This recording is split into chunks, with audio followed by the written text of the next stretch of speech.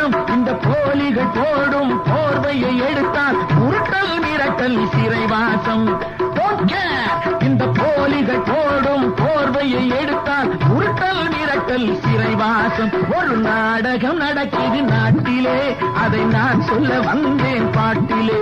சிலர் ஆடுற மேடையும் போடுற வேஷமும் ஊரா கண்ணுக்கு தெரியலே, அந்த உண்மை எவனுக்கும் புரியலே.